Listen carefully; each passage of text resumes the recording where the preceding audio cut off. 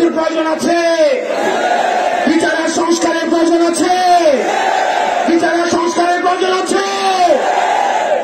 এই মুহূর্তে দরকার বিচারের সংস্কার, এই মুহূর্তে দরকার ইনকিলাব, ইনকিলাব, ইনকিলাব, ইনকিলাব।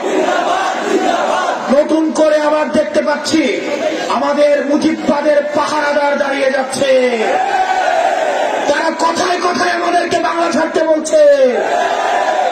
আমরা বলবো চাঁদাবাজার দখলদার বাংলা নয়, তোর বাপ দাদা